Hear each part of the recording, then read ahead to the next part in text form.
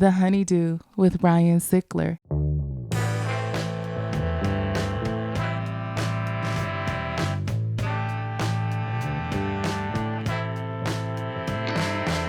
Welcome back to the HoneyDew, y'all. We're over here doing it in the Night Pants Studios. I'm Ryan Sickler, RyanSickler.com, Ryan Sickler on all your social media. Starting this episode, like I start them all by saying thank you. Thank you for watching this show.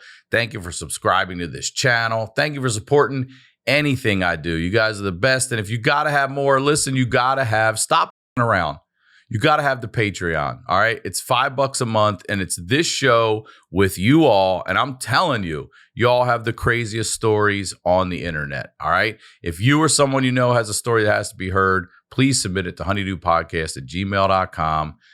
Hopefully, we can get to do your episode. If you sent it in before, send it again. We want to do your episode.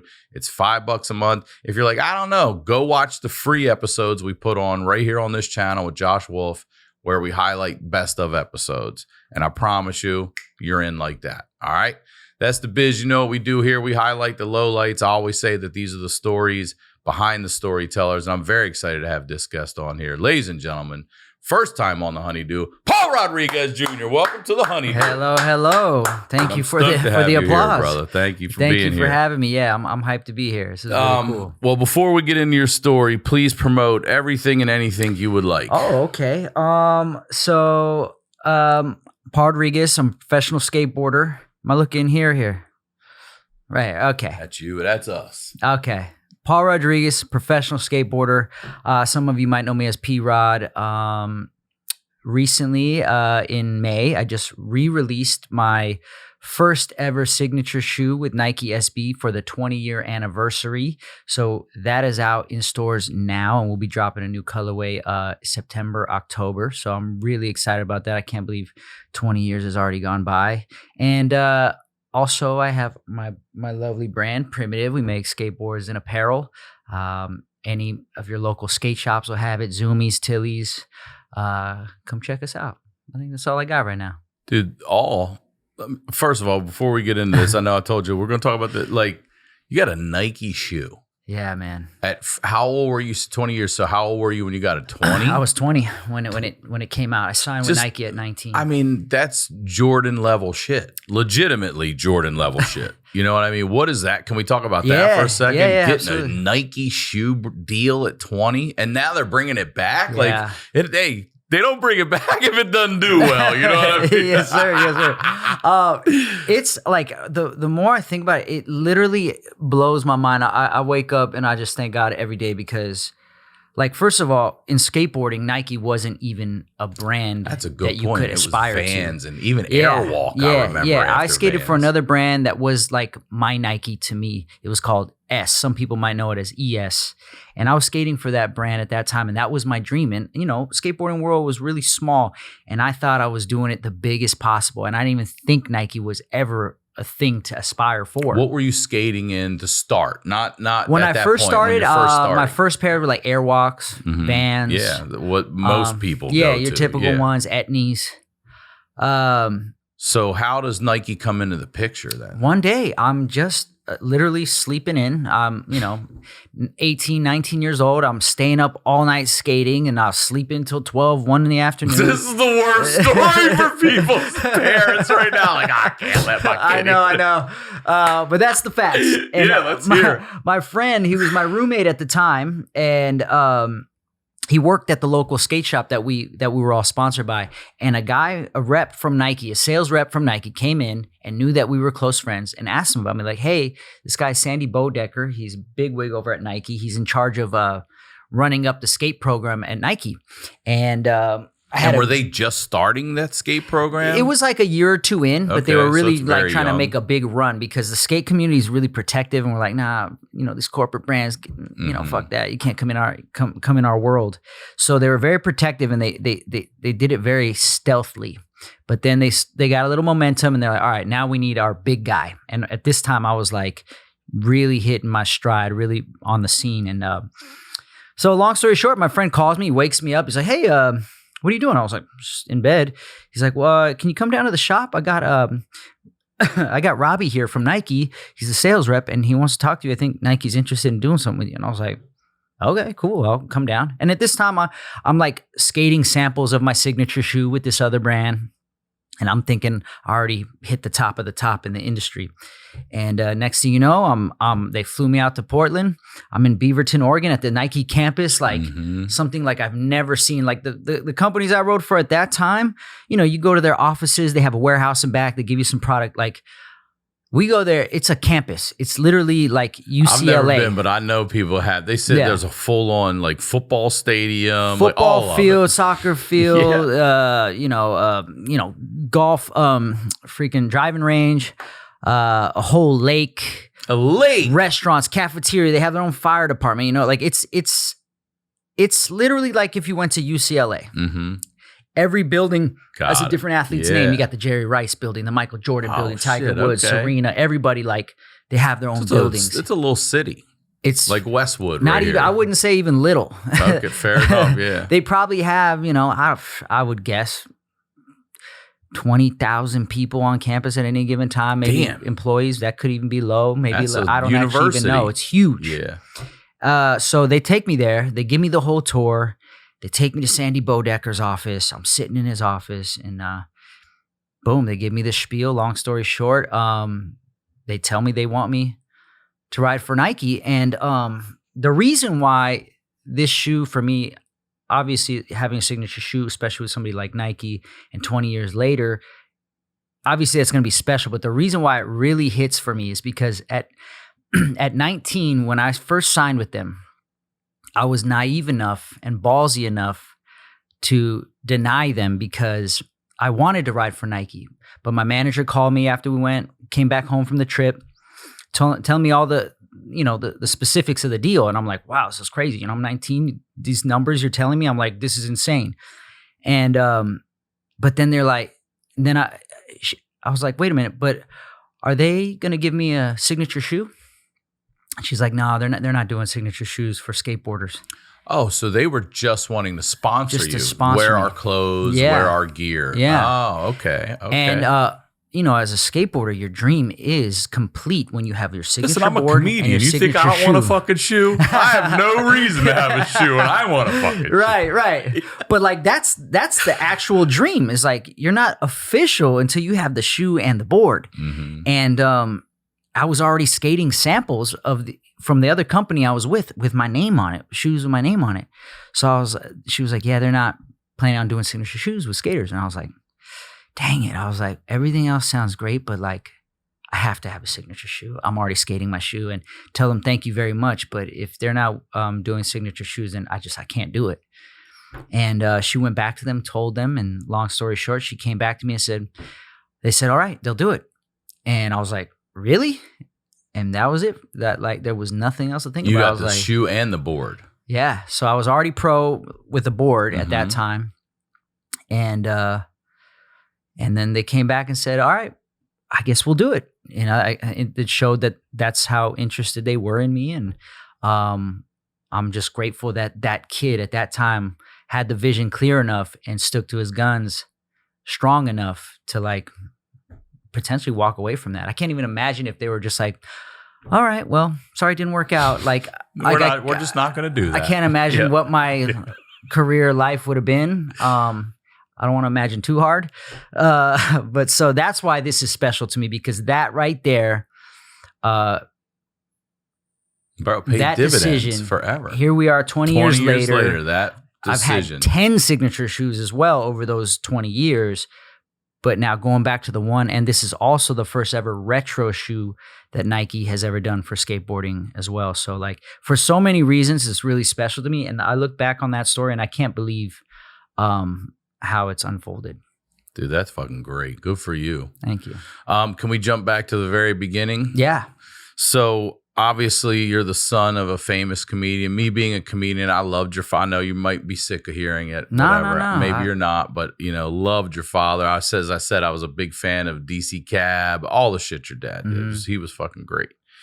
And I want to know, like, coming up as the son of a famous person, you just get pushed into the spotlight already. So you're young, you're around all this celebrity stuff, and you're trying to carve out your own path. Are you ever encouraged to go into entertainment? Yeah. You are. Yeah, I was for sure. You know, when I was a little kid, if I do say so myself, I was cute. I was a real cute little kid. Son of a I bitch, appreciate it. And my dad and my mom were just like, we got to get this kid in commercials and acting and whatever. So I remember very young, I had an agent, which was my dad's agent, and they would send me out on auditions all the time after school. And I grew up in the Valley, and all the auditions are on this side of the hill. So every day after school, like traffic, rush hour time, I had to get in the car with my mom, go to these auditions, and I hated it. I hated it so bad. And I really wasn't that interested in it, but like, you know, are you telling them that? Or are you just sort of swallowing it at this point? Early and just on, doing it? At first I was excited about the idea, but after realizing that we got to go to these auditions every single day, all the time. And like, I was a really shy kid too. And you go in there an audition, especially with kids, all these little kids are all bubbly and corny and like, hey, how you doing? I'm just like, you know, like, hi, I'm Paul. You know, so just like, I didn't have that outgoing personality immediately. Like I get outgoing once I warm up with somebody. Sure. But from the start, I'm like still feeling things out. So it was hard for me to really stand out in auditions. And after a while, I was just like I just want to, after school, I just want to go play with my friends. I want to go out, ride my bike. I'm an active kid. I was a physical kid. I wanted to play baseball. I wanted, you know, do sports. And so finally, after a while, I just started throwing little temper tantrums and like crying, like, I don't want to go. My mom was like, come on, we got to go. This audition, your agent, you know, did all this work to book this audition for you. And then finally, I just went to one audition. I just stood there and, hi, I'm Paul, 10. And the casting person was like, you know, if you don't want to be here, you shouldn't be here. I was like, I don't. She's like, well, don't waste everybody's time. That's not polite. I was like, fuck off, lady. I was like, cool. Yeah, like I'm doing this. Like you drove there. Yeah. Like, it was like, what are you talking about? If anything, lady? you're wasting my time. For real. Like I could be riding my bike right now, bitch. Yeah, like I could be at karate class. I could do whatever at that time. Yeah. So that faded out pretty quickly early on. But I did like the idea of it because as a kid, I would go, you know, my dad used to have this series that he was on called Hardball, where he was like a detective. Him and this other white guy were a detective group, and they would, you know, chase down bad guys, whatever, like late 80s, early 90s. And I remember going on set and being so fascinated by the movie sets and like seeing them shoot scenes. And I like the idea of being on a set and doing the work, but like the process to get there was like just not where I was at 7, 8 years old, whatever it was. So that bug didn't hit me till later on. When does skating come into your life then? Skating came into my life just before I turned 12. So around holiday time, 1996. I was in 7th grade. I went to a new school that year. Before that, I went to the same school my whole life. It was a private school from preschool all the way to 6th grade. I grew up with all the same kids. I knew everybody. I was comfortable. And my dad, you know, he grew up in Compton, and he knew that, you know, he was giving me a privileged life that he didn't have. And he was just like telling my mom, like, he needs to go to public school. I don't want him to be just so soft. We got to put him in public school. The kid's got to like toughen up. And so they put me in public school. Because you're crying at audition. Yeah, I was like, I wasn't crying because I was scared. I was like, I was crying. I want to go outside and rough around. Shit. Yeah, like I just sat at school all day hating my life, and now I got to sit in the car. In bumper to bumper traffic. Yeah, listening to my mom's Bonnie Raitt music. Yeah, like Bonnie Raitt. My mom's bumping Bonnie Raitt, and I'm just like, I got to sit, you know. That's what you're getting fired up for. Yeah. So that's the soundtrack on the way. So that like that'll make anybody cry. I'll cry now. I love it. It is real for you, bro. You remember the music. It's vivid, yeah. It's vivid. You know what I'm saying? Okay. So anyways, I go to this junior high. Again, I'm a shy kid. And at 11 years old, I look like I'm 8 years old. And I go to this new school. And I'm like, I have a little ponytail too, because I was super into rock and roll music. I loved the movie The Crow, and I wanted to look like Brandon Lee. So I had my little ponytail. I played guitar. Was taking guitar lessons. I wanted to be a rock star at that time, and Jimmy was my favorite guitarist. And so I go to this school. I'm kind of like, like, I wouldn't say emo, but I was in that like kind of like quiet rocker kind of grunge type of space. Mm-hmm. And so I would go there, and I would walk to school in the mornings because it was close to my house. And every morning there was this group of kids skating in the parking lot. Every morning they're doing tricks. And I just found myself in the morning standing there before school, the bell would ring, and I'd just like be mesmerized. Like they would just jump and land and flip the board. And, they weren't that good, but compared to what I knew, they were amazing. And like if a kid flipped the board and landed back on and kept rolling, I was just like, little bit by little, every day before and after school, I'd catch myself watching them. And I was just like becoming more and more obsessed with how the hell do you do that? And you hadn't skated at all really yet? I Just like, a little as bit. a kid, Yeah. I'd ridden bicycles. I rode on a skateboard like on my butt down the driveway, Right. but never thought about it in that way. None of that stuff. Yeah. So I'm just like finding myself like starting to obsess about how it's done. Like if you see a magician do a magic trick and you're just like, no. How did you do that? I need to know. It was like they were magic tricks to me. So eventually I worked up a little courage, and I walked up to one of the guys and I was like, hey, can I try standing on your board? And he was like, yeah. And he was riding an Eric Costin girl board, and I try to stand on it, like push and like see if I can, balance. And I felt like as soon as I stepped on the board and roll, I just like something in my soul just screamed out to me like, no, this is it. Like you were plugged in. Yeah. Literally, you stepped on and got plugged in. Yeah. Do you still know that guy? Yeah, Dan Abadi. I was going to say, man, how about this kid's like, Paul Rodriguez Jr. wrote, I'd be telling everybody, first board, me. Yeah, First no. board, I did that. Yeah, Dan was one of my best friends. I mean, he's still a great friend of mine, but like we're not as tight these days. But he was one of my best friends, and he followed with me through the whole trajectory of everything. He was a cameraman of mine for a long time. Okay. He was a really good skater himself. So yeah, I still know Dan to this day, and that was the moment. that was it. And so that was close to Christmas time, and my birthday's on December 31st. So like everyone was asking me like, what do you want for Christmas? What do you want for your birthday? And I was just like, can I have some money? Like I want to go to the skate shop and pick out my own skateboard. And so that year I just saved up all the money everybody gave me. I went, picked out my own board, and that was it. And I was... Is our dad and mom supporting this transition into skating, or are they still wanting you to... No, mom was super supportive. Like if I wanted to take karate class, she'll sign me up. If I wanted to do gymnastics, she'll sign me up. If I want to play Little League, she signed me up. So it was just another thing of like, I want to skateboard and I just want to skate. Okay, cool. She's like, she was really good about just like, he's a boy. He wants to just do stuff and be active with his friends.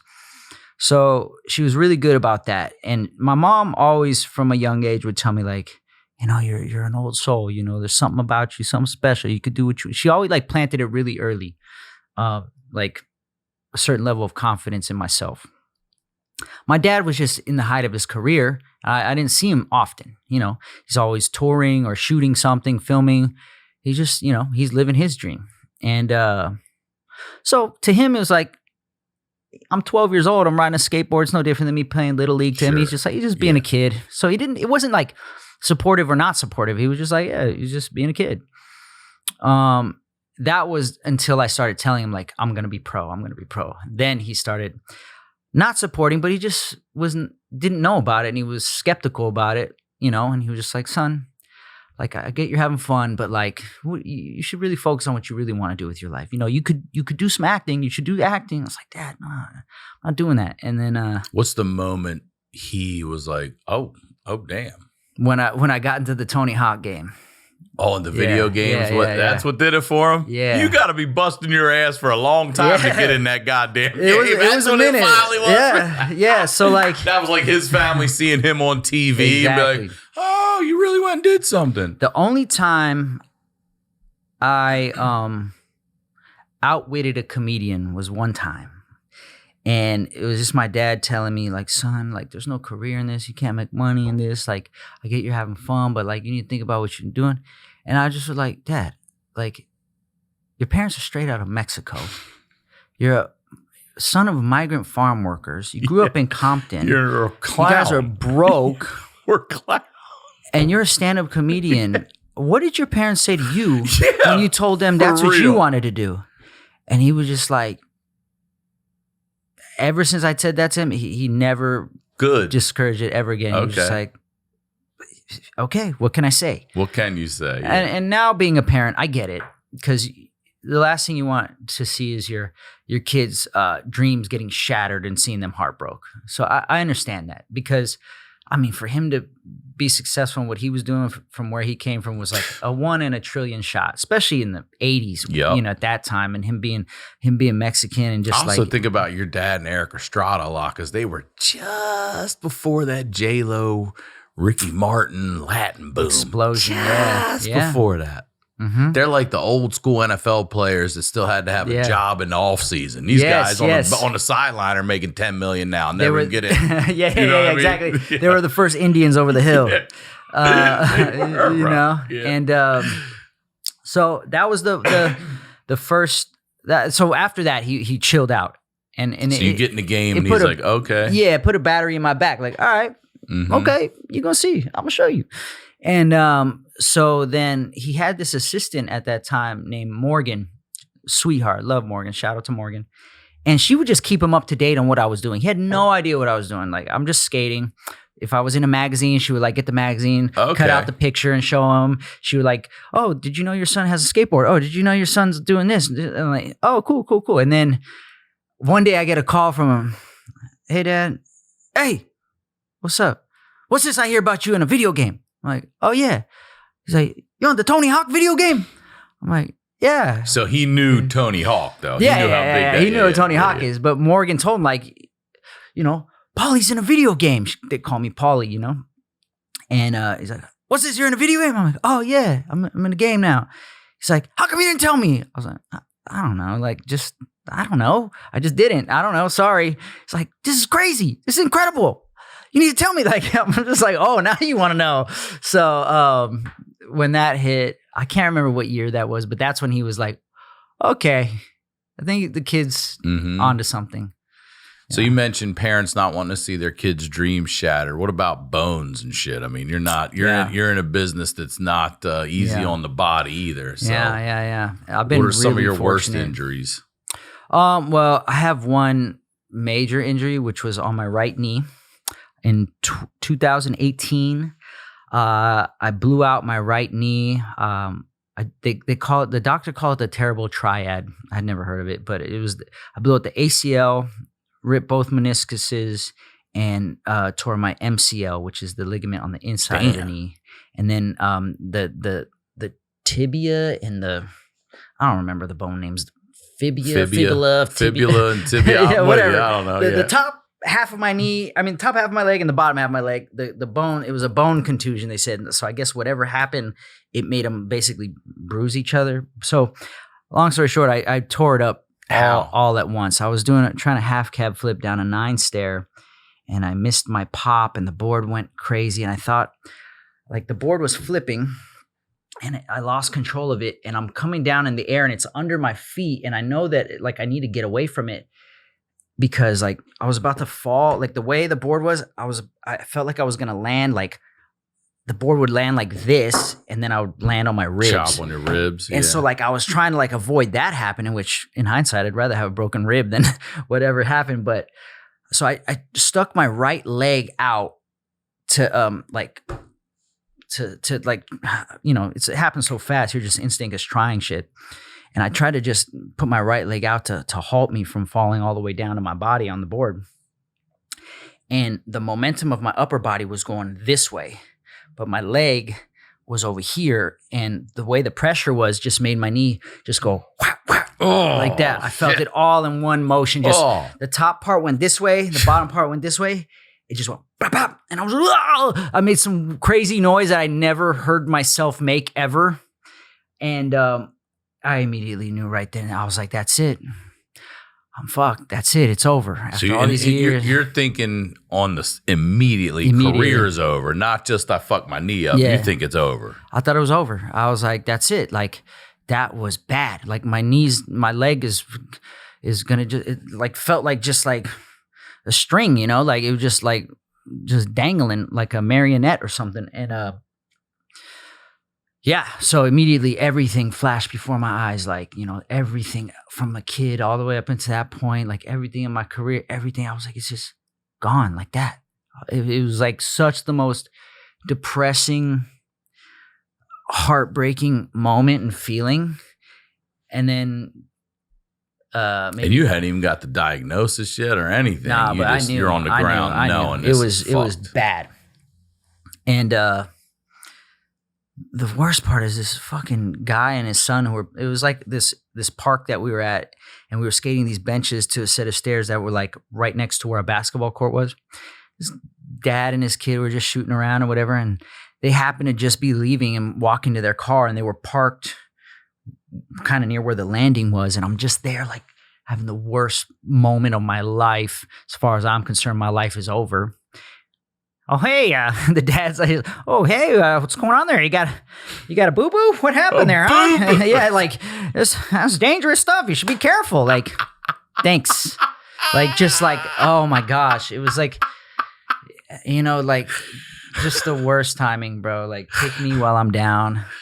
It was shitty. So that's what I remember about that. And then that was like, long story short, 2 full years until I was able to like skate again properly with confidence. 2 full years. Yeah. Why drop a fortune on basics when you don't have to? Quince has the good stuff. High quality fabrics, classic fits, and lightweight layers for warm weather, all at prices that make sense. Quince has closet staples you want to wear over and over, like cozy cotton and cashmere sweaters, breathable flow knit polos, and comfortable lightweight pants that work for both casual weekend hangs and dressed up dinners. The best part, everything with Quince is half the cost of similar brands. By working directly with top artisans and cutting out the middlemen, Quince gives you luxury pieces without the markup. And Quince only works with factories that use safe, ethical, and responsible manufacturing practices and premium fabrics and finishes. Quince sent me some great polos, some new sweats, some shirts. Look, this is a Quince shirt right here I'm wearing right now. I love it. It's lightweight. It's hot out today. This thing feels great on me. You can still look nice. You still look professional. I'm podcasting in this stuff. Let me show you some stuff. Got this one right here. Bam. Another nice looking polo right here. It's great stuff. It's great stuff. It's light, feels good, looks good. Keep it classic and cool with long-lasting staples from Quince. Go to quince.com/honeydew for free shipping on your order and 365-day returns. That's QUINCE.com/honeydew to get free shipping and 365-day returns. Quince.com/honeydew. Now, let's get back to the do. Yeah, talk to me about that mental fucking hurdle. Because, man, you gotta, not only you got to get back on this thing with wheels, you got to get back to a fucking X Games gold medal level. Yeah. What's that like? It was at the very first. I had a girlfriend at the time, and I remember like going home.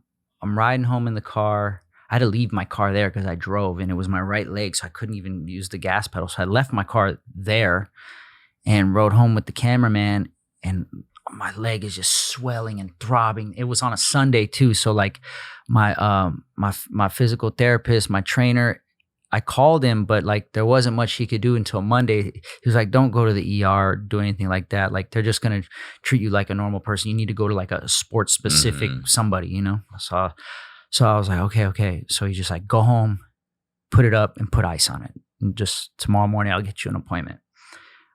So I'm throbbing. I'm on the way home, and I'm just like, everything's going through my mind. I get home, I tell my girlfriend, "Listen, just give me 24 hours.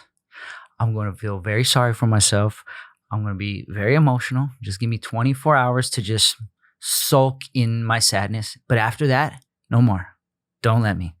So she went and got me a 6-pack of beer, and I ordered my favorite Thai food, and I just drank the whole 6-pack and stuffed my face while I'm laying there in bed watching TV with my leg elevated, iced, and I'm fucking just like, it's dawning on me like, this is it. Like, what if they because I don't know what the diagnosis is going to be, but I know it's bad. I'm like, what if they just like say like, you're never going to be the same. You can never come back. Like I'm just like fighting off tears. And then that night when I'm sleeping, I had to go to the bathroom. I just drank a 6-pack of beer and I had to pee so bad. I wake up in the middle of the night and I forget, like you just wake up and you go and like, go to stand up. Oh, shit. And then I realized, and I realized I had to fucking crawl. And I'm like, I'm on the ground and I'm crawling to the bathroom and I'm crying. I'm like, just, what is this? Like, I'm just like, what is, like, I can't believe this, and I finally get to the toilet, I get myself up there, I'm sitting down, I'm peeing, sitting down. I'm just literally gushing tears, crying like a baby. And sitting and peeing in pain. And then crying my way back, crawling back into bed and get back in bed and just like whimpered all night. And then, after I went, got an x-ray the next morning, went to the physical therapist, Dr. Eddie. Shout out to Dr. Eddie. I love him. He's been with me forever. And so he got me an appointment to go get an x-ray. Immediately, I went from the x-ray to his office. They give you a little CD of the x-ray or the CAT scan or whatever, MRI. And I take it to him, and he's like sitting at his computer. And I'm in the gym where I work out every day, and to get my mind off it, I'm just just like sitting in a chair, like lifting weights, just like, well, if I'm going to be hurt, I'm still going to work out. I don't want my body to go to shit. I'm going to be ready when my leg is ready, And he comes out. He's like, let's go over here into this office. So I go, and I could see it in his face. Oh, man, I could even cry now. And he sits there. I sit down, and he was just like, so it's not good. And he starts explaining to me everything. And then it was all of a sudden like in Charlie Brown, when the adults start talking, and he was talking, and immediately I had a cold sweat, and I felt like I was gonna throw up, and I was just saying, he was talking, and I'm like getting dizzy, and I thought I was gonna faint, and I was like, you got a trash can?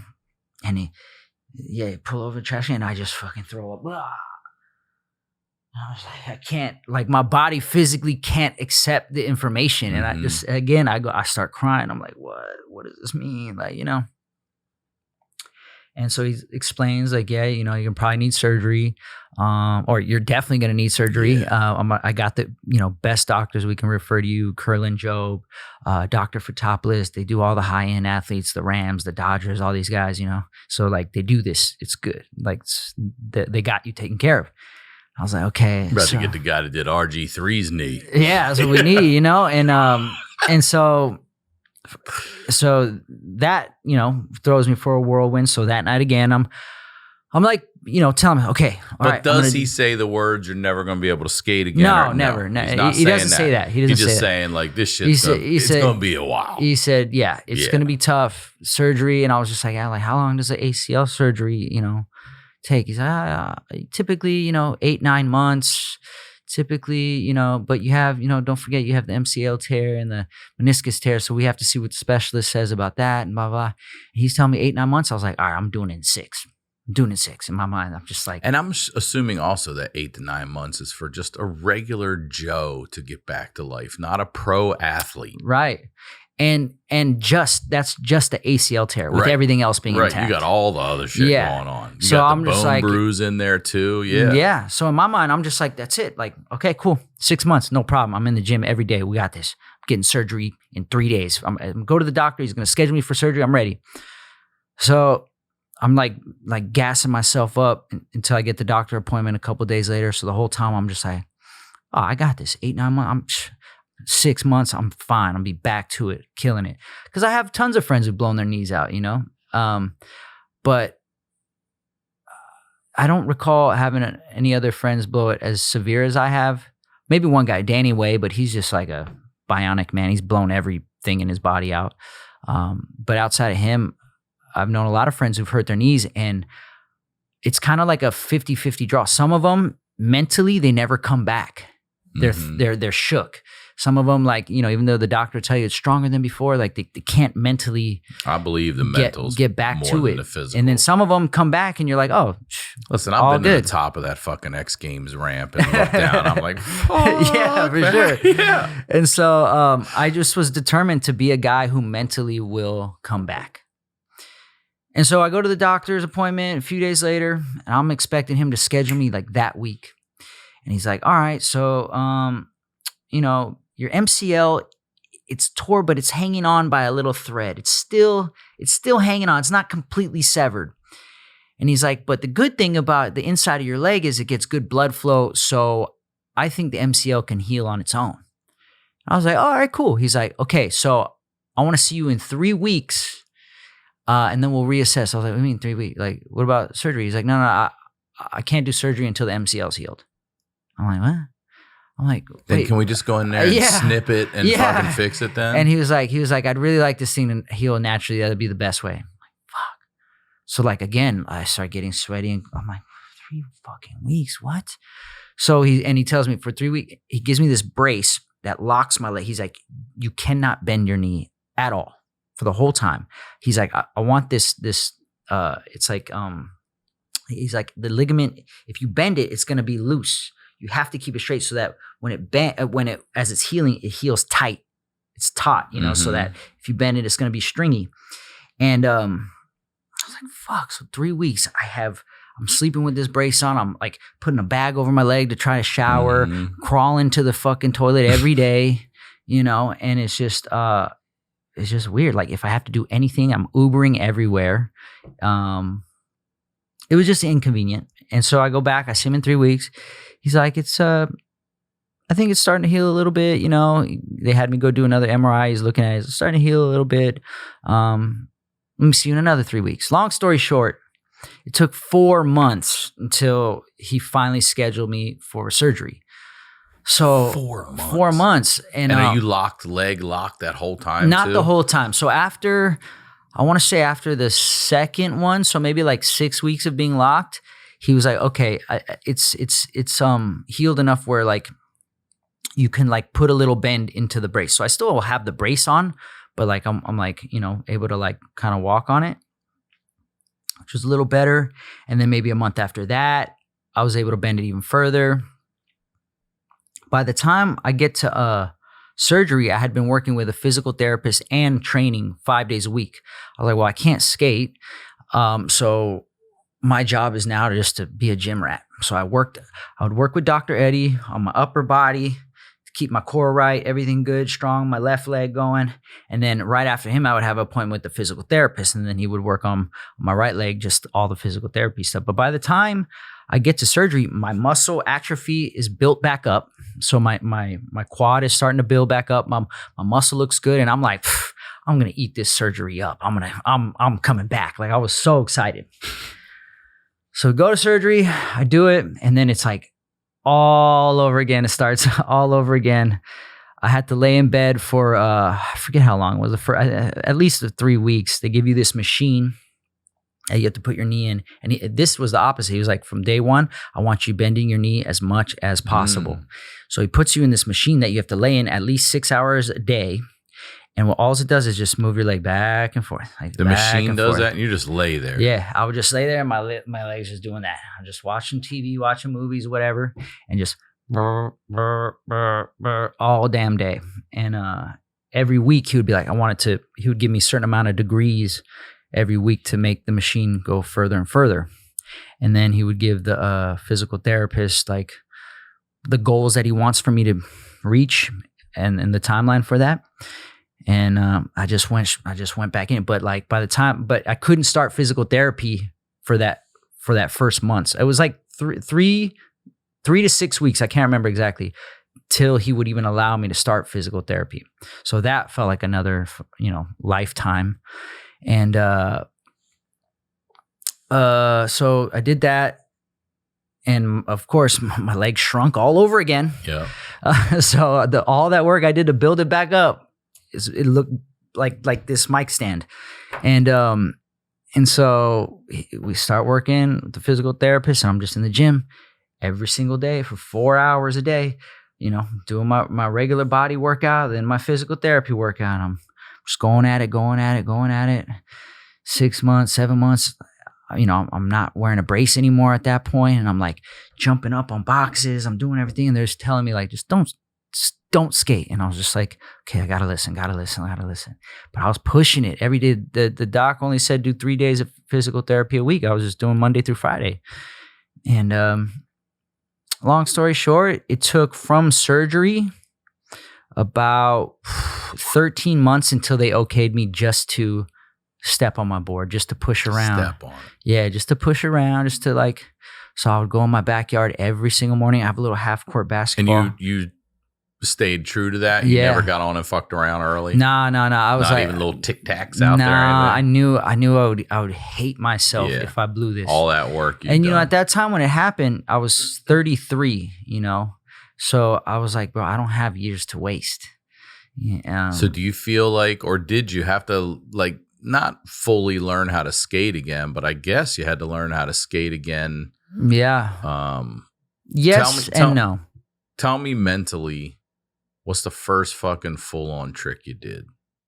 I mean, it had to be an ollie. Well, but mentally, I was skating since the day of the injury. Mentally, I'm visualizing. I'm thinking about like, oh, when I get back, here's the tricks I want to work on. Did you go do the 9 steps again? I mean, I've skated many steps since then. I never went back to that same spot. You never conquered the one that took you down? I never went back to that same spot. But I've skated much bigger things since then. So you get on the board the first day and you're just standing there, and are you thinking, I'm pushing, I can do this? Yeah. I'm pushing because I was in such good shape. I was probably in best shape I've ever been in my life because I'm working out Monday through Friday. That's all I'm doing.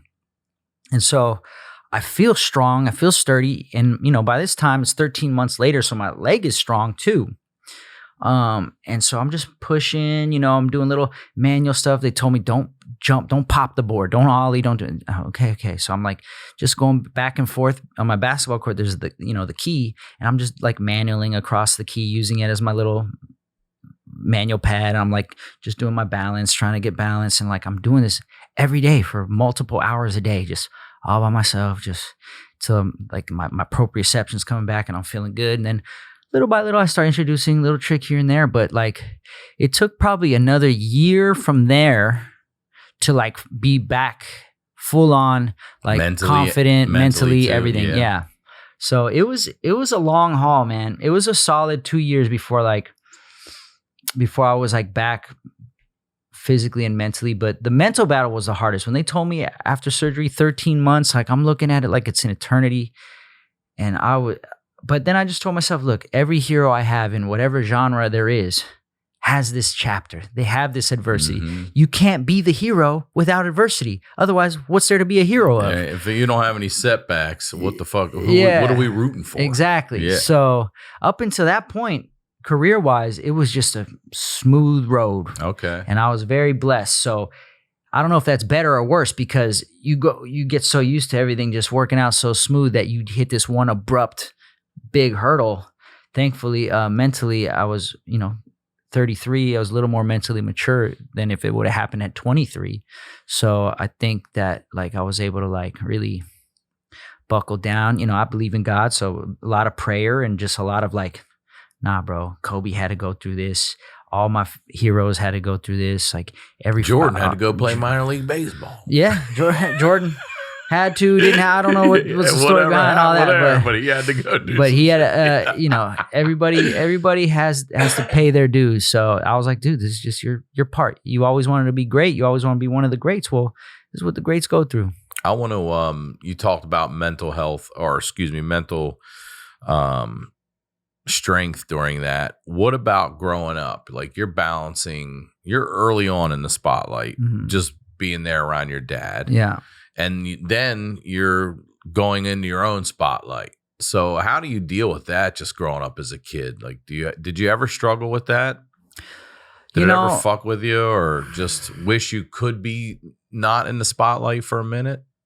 No, I'm very grateful because I think I have just the right amount of fame, like just the right amount to where like occasionally I'll be out somewhere or whatever, like, oh, what's up, P-Rod? Hey, how you doing? Oh, P-Rod, what's good? Oh, hey, how's it going? And good people not coming over and fucking with Yeah, you. like a quick photo or a signature or something. But then like most of the time, nobody knows who the hell I am. So I go wherever, restaurants, mall. I like live my life when you're regularly. laying there on the ground. It's Yes, like, oh! exactly. Yeah. And he wasn't like, that's P-Rod. He's like, oh, you got a boo-boo buddy? Yeah, exactly. So be more careful. So it's like just enough to like give you that little like ego boost on occasion, but not too much to where like you can't live. So that part has been really good. But what was I saying? And also I learned a lot from my dad growing up. He was in his heyday, he was much more famous than me. And he everywhere we went, bro, everybody wanted a picture, an autograph. Everywhere. I hated going to Disneyland with this guy. It was the worst. I didn't think about something like that. I couldn't get to any rides because people were just constant. I'm just sitting there like I'm a little kid. I'm pouting like, it's like, come on. Like, but what I was picking up subconsciously then was that he took his time every time, take a photo, he was signature, kind to everyone. talk to everybody. Like he was like, and I would sit there and I would be so pissed off. But like, as it started kind of happening to me in my career, that was implanted into me without me knowing that was going to be my future. Mm-hmm. So I try to make sure that I do that nowadays. So I learned a lot by observing him in that situation. So I kind of was like a little bit prepared for it growing up. So. And how old are you now again? 40. 40. And you're still skating. Still skating. Talk to me about the challenges of that. Is it still a young man's game? Yeah, for sure. Yeah, absolutely. You got like guys like you and Tony and Bucky. You've been doing it a long fucking time. There's just a few things. Like, first of all, you got to stay relevant. Like, again, to have that shoe come back, that's huge. Mm-hmm. You also got to stay healthy. Yeah. And you got to stay in, like, not mentally healthy, but you guys got to be physically in fucking shape. Yeah. How are you, like, how much harder is it these days to skate than it was in your 20s and shit? Like infinitely harder. Like I thank God, with the exception of the big knee injury, like I have been relatively healthy. Saying, like, and at that time, maybe now it's developed, but at that time when they were doing x-rays on me, on my knee and everything, they were like, well, the good news is you don't have any arthritis. I was like, okay, that's a plus. But I'm sure you probably always have a broken finger or something. Yeah, my wrist is broken. Yeah, it's been broken since I was 19. At that time, there's no skater I feel like that is like, hey, I don't have any injuries. Nah. You're bull riders. You guys are fucking bull riders. That's those guys are outrageous. It's much harder. I work out 5 days a week still. I got a trainer 2 days of the week, and then the other 3 days I go to this place called F45, which I love. And then I know that's Mark Wahlberg. Yeah, it's Wahlberg's joint. Yeah. Like I love it. So shout out to Wahlberg, man. I love F45. And then I'm skating at least 4 or 5 days a week. You do? Yeah. Where? I have a warehouse where I built my own private skate park in there, and I'm skating during the week there. And then on the weekends, if I have a good spot in mind, I go out and I street skate and try to film my tricks. Are there any tricks at 40 you can do now that you didn't do? Yeah. Surprisingly, there's a lot of stuff that I can do now that I couldn't do then. And is that because of experience or why? Yeah, experience, just the board control that you develop over the years. Certain things develop more. It's just like my endurance and my ability like to take impact is much different. And when I fall, it hurts more. I'll bet, yeah. So like there's some trade-offs, but now I have to be very strategic when I skate. I know that probably around the 2 hour mark, my gas tank's just gonna go like that. Where before it was like 5, 6, 7 hours a day. Like I would skate for a couple hours, go eat, go skate a couple more, and go eat. Like now it's one session and that's it for if I cool down, there ain't no warming back up. Yeah. So and then you get tired and everything, and that's when you get hurt. So exactly. So I strategically I go into most of my sessions of like,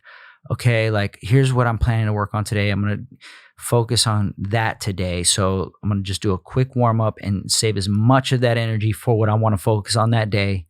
and get straight to it and utilize all the energy I have for that. So I have to be more methodical and thought out about my sessions, especially street skating. I have to know where I'm going, what I want to try, what I want to do. It's not just like, oh, let's just go out and see what happens. Cause like it's most of the time that's counterproductive for me. So that's much harder, but I definitely have more board control than I did maybe, whenever I was in my 20s. Well, also you've stayed in the public eye too. And I just know as a comedian, when I started, the internet was brand new for me, you know? So we're just doing spots. And then next thing you know, we got to learn WordPress for a website. And I'm like, what? And then it becomes the MySpaces and the Facebooks and the Instagrams and algorithms and podcasts and audio and video and self-produced specials and blah, blah, blah. If you've been doing this as long as you've been doing this, you've had to grow with that industry as well. So how are you for the last 20 years staying relevant in not only in the skate world, but in the public eye? Yeah. So, I think because of also having seen my dad growing up, I just like for instance, like right now, any opportunity, like this is probably reaching an audience that probably knows nothing about me. It's at least going to reach. Some people won't know nothing about me. So like, I'm always just like looking to cross promote myself. Like even growing up before the internet was like prevalent, if a certain magazine wanted to do an article with me and it was not in the skate industry, I'm sure I'm down. Like, I'm just down to like go out and talk and like, just, I guess, get publicity, hopefully for good stuff. And so as the internet came along, luckily I have a friend, Heath Brinkley, and he was the one first telling me like, there's this thing called Instagram, you got to get on it. I'm just like, I don't care. Like, I don't even use a computer to this day. I pretty much strictly use my phone. So whatever the phone can do, emails, I rarely do unless I absolutely have to. I'm not a technological guy. So he was like, dude, I'm telling you, you got to do this, blah, blah. So he started my Instagram account. I was one of the early Instagram adopters in skateboarding. And he would just be with me everywhere. He was my cameraman, filmer, content guy, take a picture, post for me. I wouldn't even look at it on my own phone. He would just have it. And so little by little, once I realized, oh, there's something to this, and it became the thing, then I was like, oh, let me get on this Instagram, and stories and everything started coming out. But I just realized the value of it, because after you get a certain amount of followers, I was like, wait, I have more followers than, Thrasher Magazine has circulation. So I was like, if I post a photo of me skating, that's like having the cover of a magazine. I could post one photo a day. I can have 7 covers a week.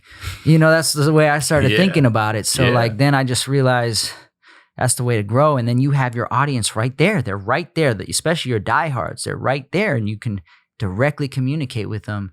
And so from there is when it clicked. And now, I have my guy Mike, who's here with me today. He's my cameraman, my editor. Like, we do YouTube channel together. Like, he films all my YouTube edits. He just started a Twitch channel for me the other day. So now we're doing like live stream skate sessions.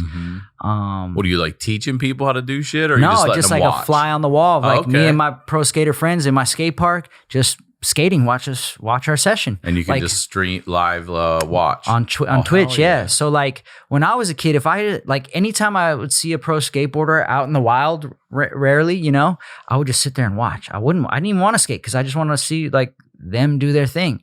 And so I figured like, I'm sure there's kids out there now who aspiring pro skaters or just skate enthusiasts who want to see their favorite skater skate, because it's different than like you see a video of your favorite skater skating. That's an edit. That's their successful attempts. Right. Like now you get to see, like you're just seeing the session raw, like from the warm up to the end of it. Like mistakes, all the falls, all the mistakes. It's more mistakes than lands. That's how skateboarding is. Well, Jerry Seinfeld has always said that about skating and stand-up. I saw that on Comedians in Cars. He's my favorite. Watching those guys, you guys do the same shit we do. We tell the same joke over and over until we get it fucking right. Until it's dialed. Yeah. And I would argue that your guys' pain is worse than ours. I don't know. I'll take humiliation over that motherfucking knee injury. I've seen Pops come off stage so heartbroken if he felt like he bombed. But then if he felt like he knocked out of the park, you can't get a better feeling than that. What point do you stop being Paul Rodriguez's son and becoming Paul Rodriguez Jr.? That's an interesting question. I feel like when I started to get stand out on my own was probably around that time when I signed to Nike, like 20-ish, because I think, the kids who skate and knew me in my world probably weren't too familiar with my dad, because they were my age. Yeah. But what I would find a lot is like their parents would know my dad, I can't tell you how many people I know or friends or people I've come across that, like, if they mention me to their parents, like that they're a fan, how many people parents will be like, Paul Rodriguez, how do you know about Paul Rodriguez? Like, you know what I mean? Like why would you even know? And the parents are asking the kids, like, what do you know about Paul Rodriguez? And they're like, what do you mean? And they have to like come to this realization that they're talking about two different people. Yeah. And so that's kind of cool. I guess we kind of bridge those generations, those gaps. Did you have the video game before the shoe or after the shoe? Dude, I'm trying to remember. Because I'm wondering, like, that's a big deal for you to get a Nike shoe and your dad still being like, it's all right. I want to say it was probably like around the same time. Yeah. I can't remember exactly the timeline, but yeah, like those are the three moments I remember him like, what's this year in a video game? He came to the X Games one year, one of the rare times he came to my contest, and I happened to win it. Yeah. And Did he go crazy? Yeah, and then also, does he wear your shoe? Yes. So also when I got the shoe, I was like, Dad, we got our name on a shoe. We got a Nike shoe. Nice, like it's the same thing. So like, yeah, I would always keep them laced up in the shoes. And so those are the three like things that I remember him like really like finally getting it and understanding it. Yeah. And then nowadays it's really cool because like I'm older and a lot of my fans are like around my age now too. Mm-hmm. So he runs into a lot of people going to his shows and stuff who are fans of me as well. So it's how like, old's your dad now? He's 70. 70. Yeah. Okay. Yeah. So that's great, man. Yeah. So it's kind of blending nicely now. Yeah, the generations are it's pretty cool. We were talking off mic. You're a Valley guy, and I had mentioned I went to Northridge. How old were you when that quake hit? 94. 94. I was 9 years old. The Northridge earthquake. And you're in Northridge during that time? In Northridge. Where? On 8747 Sorry Avenue. Sorry, is that what it was? SARI. Yeah. I was living in that house at the time. That was the house I grew up in. This is before I even skated. 9 years old. I had a bunk bed, even though I was the only kid in the house. Are you on the top or the bottom? Thank God that night I was on the bottom. Okay. And my mom was out of town. She's a script supervisor, and she was working on a film that was shooting in Vegas. So she was there for a few weeks. And my great grandmother was staying with me, and my Uncle Dave, who lived with us. And then at the time, my mom was married, which is another insane story I could go into after this. But at the time my mom was married, so her husband was there staying. And it was like whatever time in the morning, early in the morning. And I just all of a sudden just like boom, hit the floor. Damn, you fell out. I fell out of my bed. It was pretty low to the ground, the bottom bunk.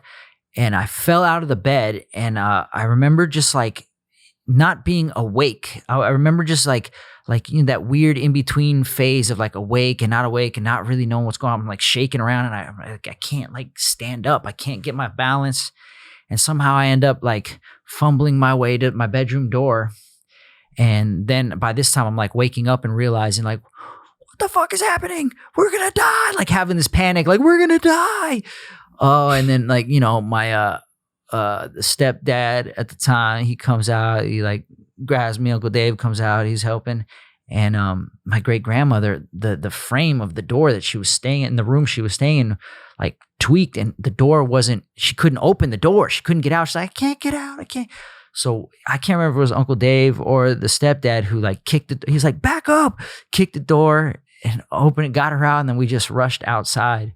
And it felt like it was shaking forever. I think it was like 45 seconds to a minute long earthquake. And it was like gnarly. And then, we're all just trying to figure out what the hell's going on. All the neighbors, everybody's coming outside. You hear all kinds of ruckus and nobody knows what to do.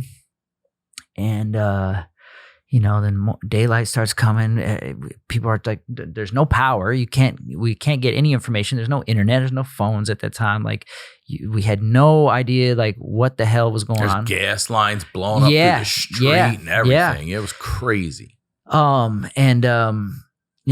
Everyone's house is just in disarray. Like all the dishes in the house was crazy, but all the brick walls that lined the neighborhood all were knocked over. Everything was crazy. Just those days after, couple weeks after, just freaking aftershock after aftershock after aftershock. And like we were sleeping downstairs in the living room just in case we had to run out. That's when I got here for aftershocks. And then there were even still a few of them. They were like, well, that was actually a small earthquake. You're like, is this whole fucking place just going to snap? Right. Yeah. And then like you find out later, like about like apartment buildings that crumbled and people getting trapped and dying inside. I ended up staying right across from, because I got accepted to Cal State Northridge. I'm coming out that morning. My friend's mom wakes me up, puts CNN on. I think I'm dreaming. I'm like, what? The school's destroyed. What? And I tell the story because they toyed around with renaming the gym the Epicenter, which would have been fucking badass. But there were a few students who died and they thought that would be insensitive. Yeah, insensitive. So they didn't do it. Yeah. But I lived on Zelza right across from the parking structure that was snapped in half and literally looked like someone pushed it over. Like if Godzilla pushed it over. The mall broke in half. Like it was mayhem. It was mayhem. It was mayhem. Like, the police officer riding by himself in the freaking overpass, just falling under him and him just being gone. Like, that's insane. It was just like it felt like weeks and weeks of just like zombie apocalypse. No power, no nothing. I remember finally. I came out here during that. I'm an idiot. That's crazy. I mean, what the hell worked? I guess. Yeah, that's wild. Finally, go ahead. Sorry. No, I was going to wrap up. I know we got to get you out of here, and I wanted to say thank you for doing this. Before I let you go, I could talk to you forever. I want advice you'd give to 16-year-old P-Rod. That's what I want to know. What are you telling 16-year-old Paul Rodriguez Jr.? Man, I would almost reverse it. I would almost want 16-year-old Paul to give 40-year-old Paul the advice. No one's ever done that. I would like 16-year-old Paul to give 40-year-old Paul a kick in the ass. Like, first of all, like, stay focused. Stay focused. Like, you're so in love. At 16, I was so in love with what I'm doing. And I still am. But, like, at a certain point, you make it to a certain level. You start buying into your own bullshit. You feel, you get to a little level of entitlement. You start coasting and not pushing yourself as hard as you can. Like, my 16-year-old self would tell me now, like, hey, you need to keep the foot on the gas. Stay focused. Like, you have so much potential. I'm working so hard at this age right now for you. Don't let me down. You know what I mean? Like, I trip out on that sometimes. Like, I'm a 40-year-old man living off the hard work of a teenager. You know what I mean? And it just keep your head on right, man. Don't get lost in the party scene. Don't get sidetracked by girls. You seem like you're very fucking. I'm trying to be. You seem like you got it together, especially being the son of a celebrity and then being one yourself. I mean, you could be a real piece of shit. Yeah, I mean, don't get me wrong. I've had my moments. I'm bringing my best behavior here to you, Ryan. So don't get me wrong. I'm sure there's people out there who wouldn't have the best things to say about me. But who are we if we don't learn? Amen. One more time, right there. Promote whatever you'd like, please. I hope you guys enjoyed the episode. Once again, Well, actually, I just started a Twitch channel. I actually don't know the name of my Twitch channel off the top of my head, but if you Google me, Rodriguez, I'm sure you can find it. All my social medias at PRod is my Instagram. I have a YouTube channel as well.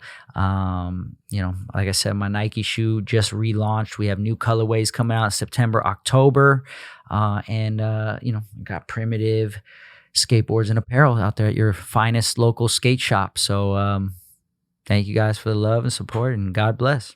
Thank you, man. Really appreciate it. Yeah. As always, Ryan Sickler on all your social media. We'll talk to you all next week.